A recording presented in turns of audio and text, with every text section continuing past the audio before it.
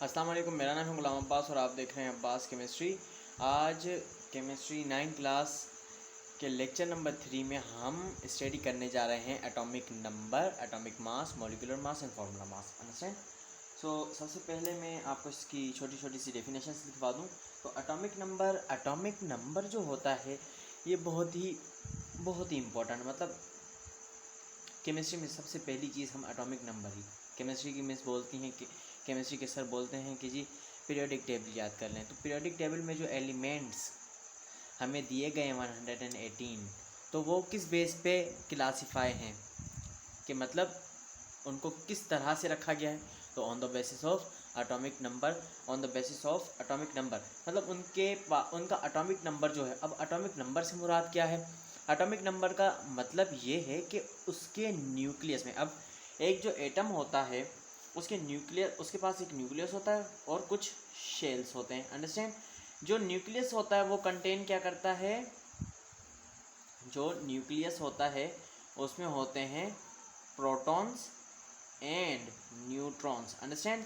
Protons and neutrons होते हैं। और इसके अलावा जो शेल्स होते हैं उनमें आपको पता है कि इलेक्ट्रॉन्स होते हैं। अंडरस्टैंड। बात दरअसल ये है कि जो क्लासिफिकेशन पीरियोडिक टेबल में दी गई है, मतलब एलिमेंट्स को रखा गया है, तो वो इस बेस पे रखा गया है कि जिसके पास जितने प्रोटॉन्स होंगे उसके न्यूक्लियस में, उसे उस नंबर पे रखा जाएगा। Let for example hydrogen number 1 पे आता है, तो अगर ये नंबर 1 पे आता है तो इसके न्यूक्लियस में कितने प्रोटॉन्स होंगे? 1। अंडरस्टैंड।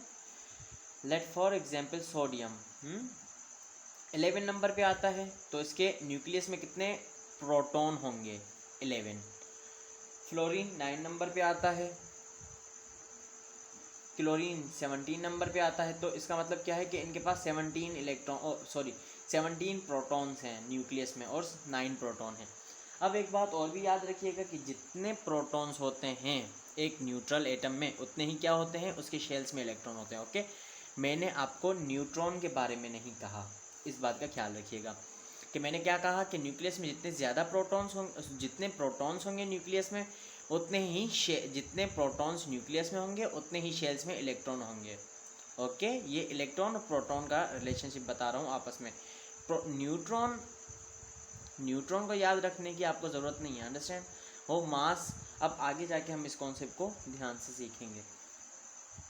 तो अब मैं आपको बता दूं कि number of proton present in the nucleus of an atom is known as atomic number. मतलब किसी भी एटम के न्यूक्लियस में कितने प्रोटॉन्स हैं वही उसका एटॉमिक नंबर कहलाता है, या हम इसे प्रोटॉन नंबर भी कहते हैं एटॉमिक नंबर को। और दूसरी बात, इसको हम डिनोट किससे करते हैं? तो वो याद रखिएगा Z से। अंडरस्टैंड। तो Z कहीं भी लिखा मिलेगा आज के बाद तो हम क्या कहेंगे? This is what? This is atomic number. अब जो दूसरी बेस टर्म है जिसे हम डिस्कस करने जा रहे हैं आज के लेक्चर में, वो है एटॉमिक मास। अंडरस्टैंड। एटॉमिक मास से मुराद क्या होता है? एटॉमिक मास का मतलब है कि देखिए, मैंने आपको क्या कहा कि न्यूक्लियस में क्या क्या होता है? Proton and neutron. अब किसी भी एटम के न्यूक्लियस में कितने प्रोटॉन्स हैं और कितने न्यूट्रॉन्स हैं, वही उसका एटॉमिक मास कहलाता है। तो हम इसकी डेफिनेशन क्या करेंगे? The sum of number of protons and neutrons in the nucleus of an atom is known as atomic mass. मतलब किसी भी एटम के न्यूक्लियस में कितने प्रोटॉन्स हैं और कितने न्यूट्रॉन्स हैं। अब इस बात में याद रखिएगा कि मैंने आपको इलेक्ट्रॉन का नहीं कहा। अंडरस्टैंड। तो इलेक्ट्रॉन को छोड़ दें इस केस में, मतलब इलेक्ट्रॉन का मास अब क्यों काउंट नहीं करते जी? अब एटम में लेट फॉर एग्जाम्पल एक डब्बा है मेरे पास जो कि मासलेस है, जिसके पास कुछ भी वज़न नहीं है। अंडरस्टैंड। अब मैं इसमें 10-10 किलो की 2 बॉल्स रख लूँ या 3, याद रहे कि डब्बा मासलेस है। अंडरस्टैंड। मासलेस है और इसमें मैंने 3 बॉल्स रखी जिनका वज़न क्या है? 10-10 किलो। तो मैं कहूँगा कि इस बॉक्स का वज़न कितना है, तो आप क्या कहेंगे कि जी 30 किलो।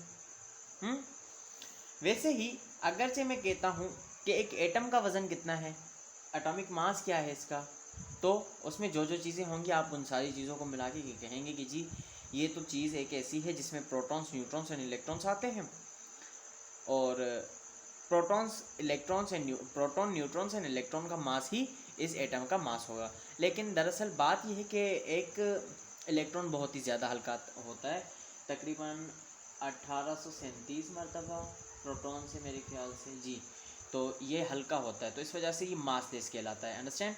तो इसी वजह से हम क्या करते हैं कि सिर्फ प्रोटॉन एंड न्यूट्रॉन का मास कैलकुलेट करते हैं।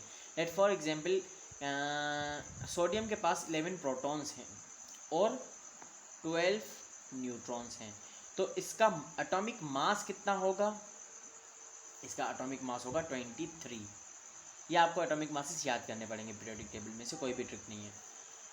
और फ्लोरीन या किसी भी एटम को, जैसे फॉर एग्जांपल आप क्लोरीन को ले लें तो 17 प्रोटॉन है, इसका एटॉमिक मास होता है 35.5। तो वो प्रोटॉन्स को मिला के और न्यूट्रॉन्स को मिला के उसका वज़न बताया जाता है। अच्छा, ये फ्रिक्शन में इस वजह से वैल्यू आती है क्योंकि ये दूसरा कॉन्सेप्ट है एक इम्पोर्टेंट, सो इसे अभी आपने याद नहीं करना, आपने सिर्फ यही याद रखना है कि number of protons plus number of neutrons is the mass, atomic mass of an atom. It is donated by A, इसे हम ए से जाहिर करते हैं। अंडरस्टैंड? इसको एटॉमिक नंबर को जेड से, एटॉमिक मास को ए से, और जो दूसरी बात यह है कि एटॉमिक मास को हम, ये मैंने अभी बताया कि किसी भी एटम के, देखें एटॉमिक मास को हम ए से शो करते हैं तो Z plus number of neutrons को एन से, तो A is what? Atomic mass. Atomic mass किसके बराबर होता है? Number of protons plus number of neutrons. अब बारी आती है तीसरी टर्म जो कि है मॉलिक्यूलर मास। मॉलिक्यूलर मास देखें, अभी मैंने केमिकल फार्मूला नहीं पढ़ाया, तो मॉलिक्यूल कोई भी ऐसी चीज़ होती है, इससे प्रीवियस लेक्चर में मैं मॉलिक्यूल पढ़ा चुका हूँ शायद, लेकिन मॉलिक्यूलर फार्मूला, केमिकल फार्मूला वगैरह नहीं पढ़ाया। तो मॉलिक्यूलर मास होता है किसी मॉलिक्यूल का मास, जैसे एटॉमिक मास होता है। एटॉमिक मास से मुराद किसी भी एटम का। लेट फॉर एग्जांपल हाइड्रोजन एक सिंगल एटम है, sodium single atom, fluorine single, ये एक एटम है, ओके। लेकिन लेट फॉर एग्जांपल H और Cl कंबाइंड फॉर्म में आपको नज़र आ रहे हैं।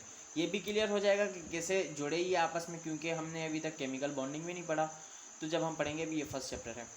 तो HCl is what? Molecule.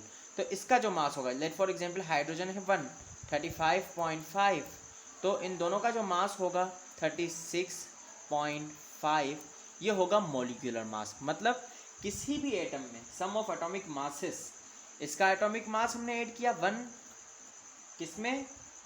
Chlorine के एटॉमिक मास में। सो इसकी डेफिनेशन ये है कि sum of atomic masses of atoms present in a molecule, इसका मॉलिक्यूल ऑफ अ सब्सटेंस, सही है, तो वो उसका एटॉमिक मास होता है। अब फॉर्मूला मास देखें, मॉलिक्यूलर मास जो होता है वो हम कोवेलेंट कंपाउंड के केस में डिस्कस करते हैं। या आपको, अगर मैं ये मान के चलूँ कि आपने अभी तक बेसिक सीख ली केमिस्ट्री की, तो ये मॉलिक्यूलर मास हमेशा किसके केस में होगा? कोवेलेंट कंपाउंड के। और ये जो फॉर्मूला मास होगा ये आयोनिक कंपाउंड के। तो आयोनिक कंपाउंड्स वो कंपाउंड्स होते हैं जिनमें आपको एक मेटल और दूसरा नॉन मेटल अब नज़र आ जाए तो वो आयोनिक कंपाउंड होगा, ओके। और जिसमें दोनों नॉन मेटल हों तो वो कौन सा होगा? Covalent compound. फॉर्मूला मास हम आयोनिक कंपाउंड के, जैसे for example NaCl, this is metal, this is non metal, so ये होगा हमारे पास आयोनिक कंपाउंड। इसका है एटॉमिक मास 23 प्लस इस एटम का मास कितना है? 35.5। तो जब हम इसे लिखते हैं तो ये 58.5 हो जाएगा। तो ये जो मास हमारे पास आएगा इसे हम कहेंगे फॉर्मूला मास। अंडरस्टैंड? और एक बात और याद रखिएगा कि जब भी हम किसी सिंगल मॉलिक्यूल, जैसे किसी भी चीज़ को हम, जैसे हम केमिस्ट्री में ना एक एटम, जैसे क्लोरीन का एक एटम, और अगर क्लोरीन के ढेर सारे, अच्छा मैं ये कैसे बताऊँ, इसको छोड़ दें बस। आप जो मैंने बातें बताई हैं वो आप याद रखेंगे। अब मिलते हैं अगले लेक्चर में इंशाअल्लाह।